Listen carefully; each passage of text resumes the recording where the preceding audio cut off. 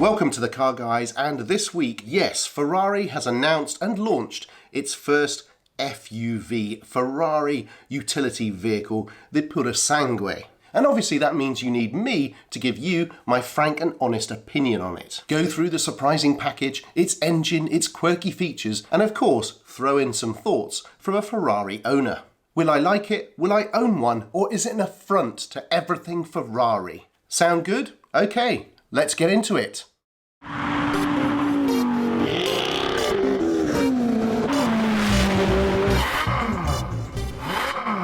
Why on earth is Ferrari making a 4x4 utility vehicle at all? Well, it's obvious, isn't it? Money, cash, greenbacks, readies, moolah. Ever since Porshce proved that a sports car brand could pivot into SUVs with the Cayenne and the Macan, every major competitor has gone the same way. Bentayga, Cullinan, Urus, Levante, DBX. For Bentley, Rolls-Royce and Lamborghini, these cars have proved to be major cash cows that have transformed their fortunes and instantly become their biggest sellers. The jury's out for Maserati and Aston Martin though. For years, Ferrari resisted, often stating publicly that it would never do an SUV, never do a hybrid, never do an electric vehicle. But then Ferrari offered its shares on the public market and became a company that needed to hit quarterly targets and financial forecasts. So magically in 2017, after years of denials, Project F175 began and was confirmed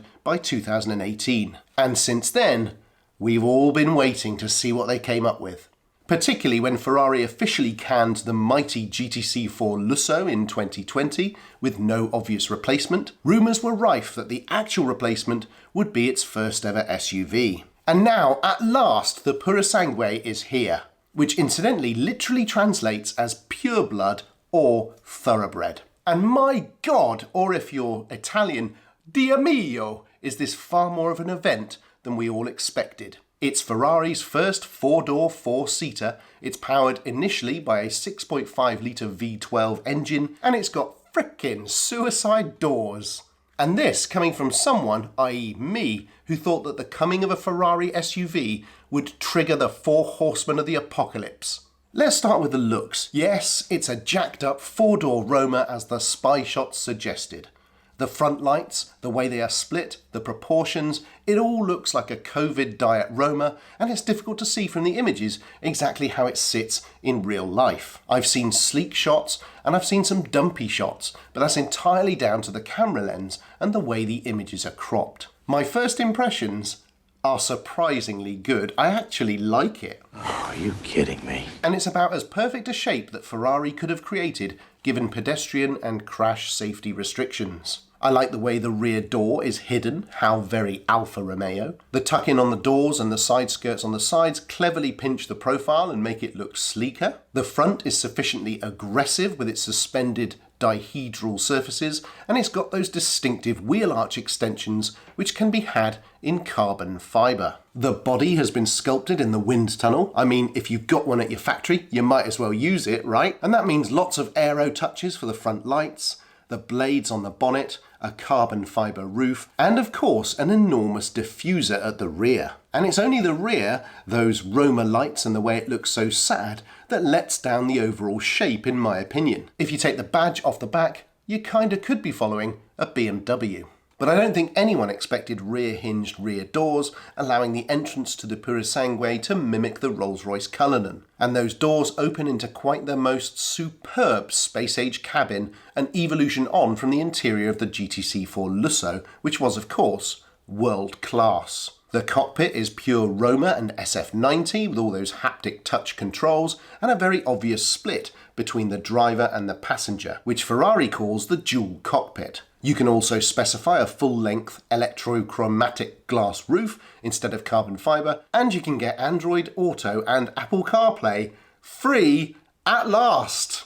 Performance from the mid-front mounted 6.5-litre V12 is of course rapid, with 0 to 60 arriving in 3.3 seconds and a top speed of 193 miles an hour. And that's for a car weighing over 2 tons. The engine's 715 brake horsepower is managed through a rear-mounted 8-speed gearbox, and the power transfer unit provides four-wheel drive. 80% of the max torque of 528 foot-pounds, 716 newton meters, is available from just 2,100 RPM. And it sounds ridiculous. Just listen to this.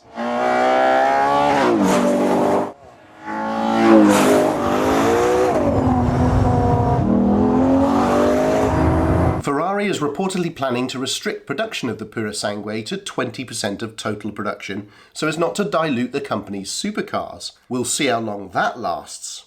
Here's a comparison of the performance of the Purosangue with its nearest rivals, including the recently announced Urus Performante. And it's clear to see Ferrari has done its homework, and by coming out later, it's been able to trump its rivals in many areas. In the maximum power stakes with 715 brake horsepower, it's considerably higher even than the new hot Lamborghini Urus, even though peak torque is lower. In fact, the Ferrari is lowest in terms of torque of the four, not that you're likely to be towing a caravan with a Purosangue. Performance-wise, the Ferrari is equally quickest to 60, with everything except the Porshce, but it considerably outdrags the others by the time you get to 124 miles an hour or 200 kph at 10.6 seconds. The top speed for all four is pretty much the same at around 190 miles an hour, showing the effect of wind resistance on such large vehicles. You can't change the laws of physics.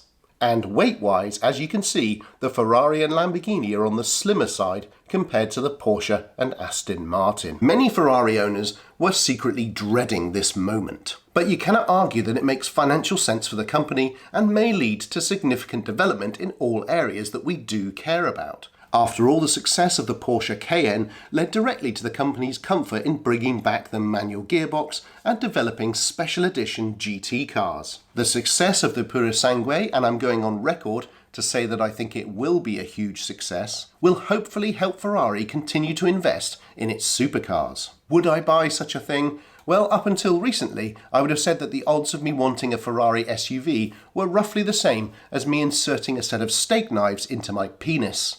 But you know what? I'm far more impressed than I thought I would be. I could never see myself getting an Urus, or that gaudy Bentley monstrosity, or the limp DBX, or the dishwasher of a Cayenne. The Purosangue, though, is actually a contender.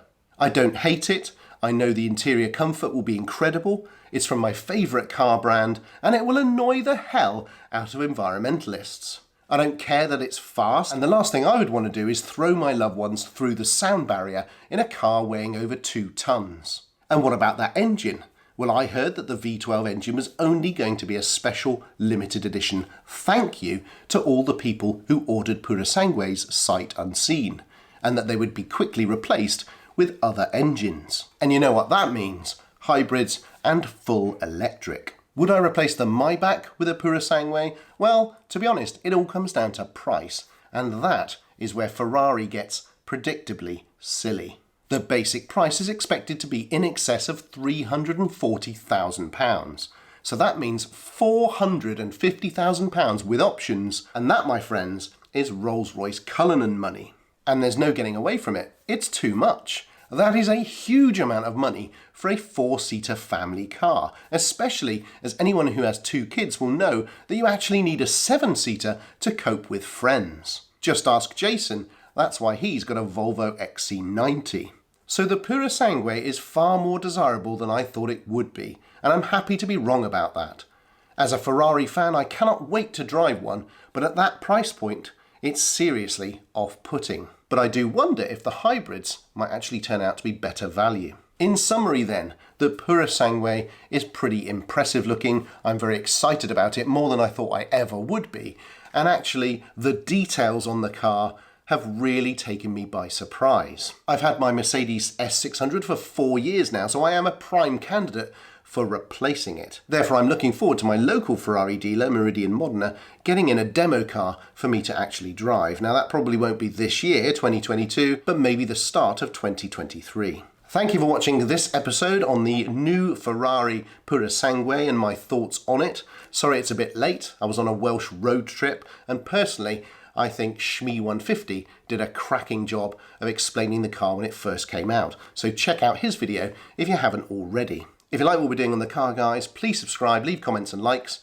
There'll be another episode next week.